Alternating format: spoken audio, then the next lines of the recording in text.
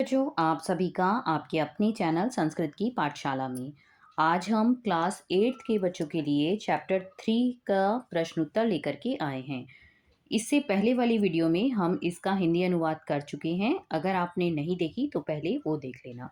तो शुरू करते हैं। प्रश्न पहला, पाठस्य आधारेण अधोलिखितानां प्रश्नानां उत्तराणि एक पदेन लिखत। एक शब्द में इसका उत्तर लिखना है। तो पहला प्रश्न पूछा है, एक शब्द का मतलब है वन वर्ड में। तो गीतानी के गायंती, गीत कौन गाते हैं? देवः, जो देव हैं, देवता हैं, वो गीत गाते हैं। कह बलम न वेति, कौन बल को नहीं जानता है? तो निर्बलः, जो निर्बल व्यक्ति है, जो बलहीन है, वह बल को नहीं जानता। कह वसंतस्य गुणम वेति, कौन जो है वसंत के गुण को जानता है? तो क्या हो गया? उसका उत्तर हो गया पिकह, जो कोयल है वो बसंत के गुणों को जानती है, कौवा नहीं जानता। तो पिकह हो जाएगा इसका उत्तर।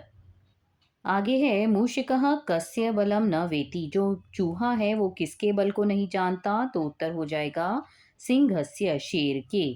फलोद्गमः के नम्रः भवन्ति, फल के उद्गम के समय कौन जो है नम्र हो जाते हैं? तो उत्तर होगा तरवः, अर्थात तरवः का मतलब होता है वृक्ष, पेड़ जो होते हैं वो विनम्र हो जाते हैं।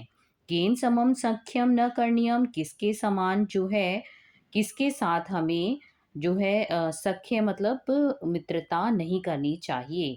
तो किसके साथ नहीं करनी चाहिए? जो दुष्ट व्यक्ति है उसके साथ में हमें मित्रता, दुर्जनेन मतलब दुष्ट व्यक्ति के साथ हमें मित्रता नहीं करनी चाहिए।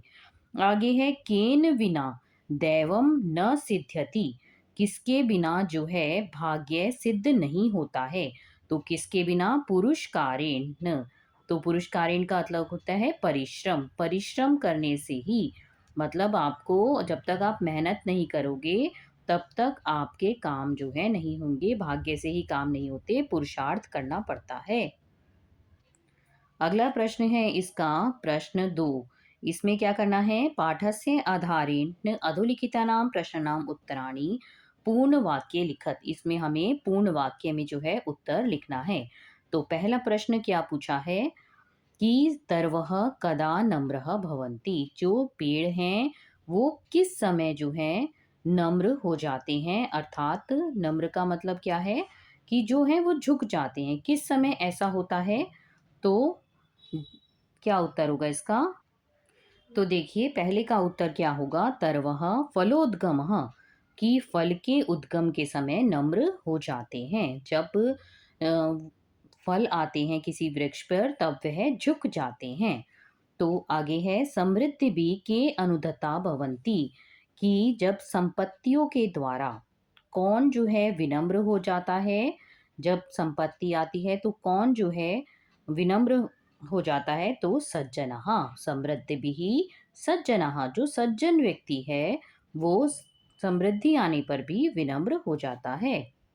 अगला प्रश्न है, सत्पुरुषाणां स्वभावः कीदृशः भवति, जो सत्पुरुष लोग होते हैं उनका स्वभाव कैसा होता है? तो सत्पुरुषः स्वभावेन परोपकारिणः भवन्ति, तो सत्पुरुषों का स्वभाव परोपकारी होता है। अगला है, सत्यम कदा सत्यम न भवति, कि क्या कब जो है सत्य सत्य नहीं होता? तो यच्छलम, जब जो है छल से, यच्छलम अभ्युपेति तत् न सत्यम, जब छल से होता है तो वह सत्य नहीं होता। अगला है, दैवम कदा न सिद्ध्यति, जो है भाग्य से क्या सिद्ध नहीं होता? अभी हमने एक पद वाले में भी किया था ये। तो दैवम पुरुषकारेण विना न सिद्ध्यति, कि भाग्य से कब तक सिद्ध नहीं होता? जब तक हम परिश्रम नहीं करते। पुरुषकारेण मतलब परिश्रम से। ठीक है, आगे अगला प्रश्न करते हैं। इसमें क्या करना है आपको? स्तभ्यो मेलनम कुरुत, आपको ये दोनों जो है ये उक्ति दे रखी है और ये इसका भाव दे रखा है कि इसका अर्थ जो है आपको बताना है कि इसका क्या अर्थ है। गायंती देवः किल गीतकानि, क्या अर्थ हो गया इसका? भारत भूमि महात्म्य वर्णनम, भारत भूमि के महात्म्य का वर्णन है। तो बेटा इसमें जो है 1 2 3 बच्चे ऐसे करके नंबर लगा करके ज़्यादा सही रहता है, इसकी जगह कि आप एरो लगाएं। ठीक है, तो पहला हो गया हमारा ये। अगला है गुणी गुणम वेत्ति, क्या अर्थ है इसका? सज्जनः एव गुणानां मर्मज्ञः, ये इसका भाव है, भाव बताने हैं कि इसका भाव क्या है। भवन्ति नम्राः सर्वः फलोद्गमः, तो सत्पुरुषाणाम स्वाभाविकी नम्रता, तीसरा हो गया ये। यथा चतुर्भि कनकम परीक्षते, जैसे जो है सोने की परीक्षा की जाती है, सोने को ठोक बजा करके जो है उसको आग में तपा करके जैसे शुद्धता की उसकी पहचान होती है, ऐसे ही स्वर्णम चतुर्भि प्रकारः परीक्षते, ये अर्थ है इसका।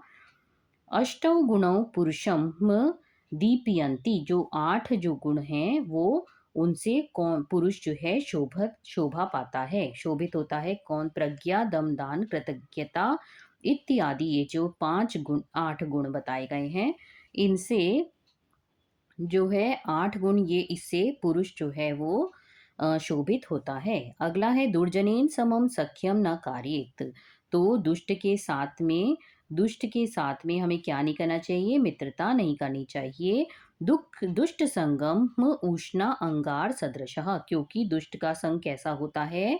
वो उष्ण अंगार जैसे, गर्म जो अंगार होते हैं उनके समान होता है। जैसे हाथ में से जब अंगार को हम पकड़ते हैं तो हाथ हमारा काला हो जाता है, फिर चाहे वो ठंडा भी हो गया हो, तो उसी प्रकार से दुष्ट व्यक्ति के साथ भी रहने से हमारा अहित ही होगा।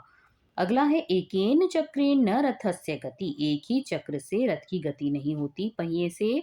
केवलम दैवम प्रयत्ना बिना असिद्धम, की केवल सिर्फ भाग्य जो है बिना प्रयत्न के ही सिद्ध नहीं होता है।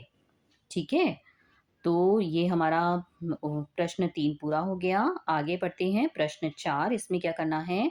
अधः प्रदत्तम मंजुषातः पदानि चित्वा ऋक् स्थानानि पूरयत, ये जो आपको दे रखे हैं इनसे आपको ऋक् स्थान की पूर्ति करनी है। तो अगर आपने हिंदी अनुवाद देखा होता तो आप ये खुद से कर लेते, इसको कराने की भी जरूरत नहीं थी।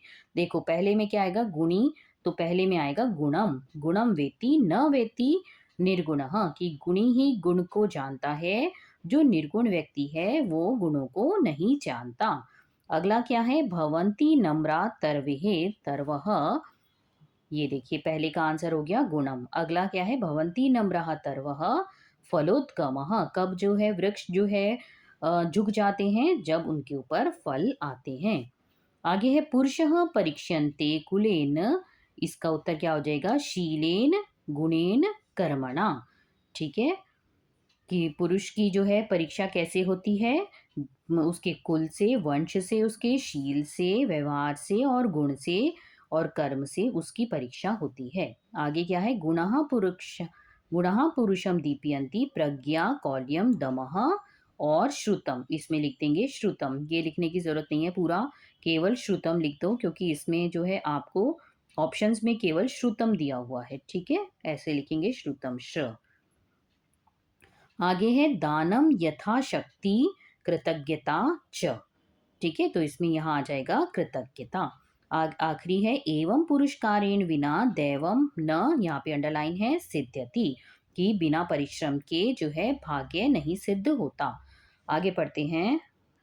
अब बच्चों आ गया हमारा प्रश्न 5, समुचितम विकल्पम चिनोत, इसमें आपको विकल्प चुनना है कि इन श्लोक में का मुख्य विषय क्या है ये बताना है। तो जैसे पहला बोला है गायंती देवः किल गीतकानि, तो क्या करते हैं जो देवता हैं वो भी गीत गाते हैं, कैसे? किसके? भारत भूमि के गौरव के, भारत भूमि के गौरव के गीत गाते हैं देवता। आगे है गुणी गुणम वेत्ति, अब ये तो याद हो जानी चाहिए लाइन आपको, इत्यत्र कह गुणम न जानाति, कौन जो है गुण को नहीं जानता? निर्गुणः, जो व्यक्ति निर्गुण है वो गुण को नहीं जानता। बच्चों एक अनाउंसमेंट करनी थी कि जल्द ही हम ऑनलाइन क्लासेस स्टार्ट करने वाले हैं। अगर आप भी हमारी ऑनलाइन क्लास ज्वाइन करना चाहते हैं तो आपको व्हाट्सएप ग्रुप का लिंक जो है डिस्क्रिप्शन में दे दिया जाएगा, तो आप ज्वाइन कर सकते हैं। बहुत ही मिनिमम फीस रहेगी और उसमें चैप्टर का हिंदी अनुवाद, आपको प्रश्न उत्तर, एमसीक्यू बेस्ड क्वेश्चन जैसा कि आपके एग्जाम्स में आते हैं, और आपको एग्जाम की तैयारी भी कराई जाएगी। तो बहुत ही मिनिमम फीस है, एक बार आप हमारे ग्रुप को ज्वाइन करें तो हम आपको फीस और सारी चीज़ें उसमें डिटेल्स में बता देंगे।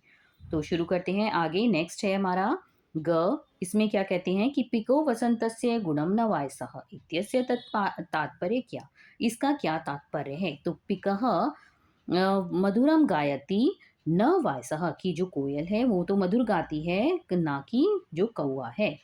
अगला है भवन्ति नम्राः तरवः फलोद्गमः इत्यस्य अर्थः कः? इस पर तो इम्पोर्टेंट लगा लो, ये बार-बार पूछा जाता है कि भवन्ति नम्राः तरवः कि जो फल जो होते हैं वो झुक जाते हैं। कब झुक जाते हैं? जब उनके ऊपर फल आते हैं तो वृक्ष जो है वो झुक जाते हैं। तो क्या उत्तर हो जाएगा इसका? फलयुक्तः वृक्षः नम्रः भवन्ति कि फल से युक्त जो वृक्ष हैं वो झुक जाते हैं। आगे है, इसमें है न सा सभा यत्र न सन्ति वृत्तः कि इत्यत्र सभाया महत्व कि इसमें सभा का क्या अर्थ है? तो क्या कह रहे हैं कि इसमें धर्म उपदेशाय ज्ञान वृद्धा जनः आवश्यकः कि ना सा सभा कि वो कोई सभा नहीं है जहाँ पे कोई वृद्ध ना हो। तो धर्म उपदेश के लिए ज्ञान वृद्ध मतलब ज्ञान से में जो वृद्ध है ऐसे व्यक्ति का होना आवश्यक है। आगे है लास्ट, दुर्जनेन सह सख्यम किमर्थम न कार्यम। तो क्या हो जाएगा इसका? दुर्जनेन सह सख्यम किमर्थम न कार्यम सह उष्ण अंगारवद हानिकरः भवति क्योंकि वो गर्म जो अंगारे होते हैं उनकी तरह जो है हानिकारक जो है वो कहा गया है। दुष्ट व्यक्ति को कैसा कहा गया है? उष्ण गर्म अंगारे के समान जो है वो हानिकारक है। ठीक है बच्चों, तो यहाँ पर जो है हमारा ये चैप्टर जो है ये पूरा होता है। इसका प्रश्न उत्तर आज हमने किए हैं। तो अगर आपको ये वीडियो पसंद आया है तो वीडियो को लाइक करें, अपने फ्रेंड्स के साथ ज़रूर शेयर करें और बच्चों चैनल को सब्सक्राइब करना ना भूलें, बेल आइकन ज़रूर दबाएं जिससे कि नेक्स्ट वीडियो का नोटिफिकेशन आपको मिल जाए। तो नेक्स्ट वीडियो में हम चैप्टर 4 का हिंदी अनुवाद करेंगे। तो जुड़े रहिए हमारे चैनल के साथ। मिलते हैं नेक्स्ट वीडियो में, तब तक के लिए धन्यवाद।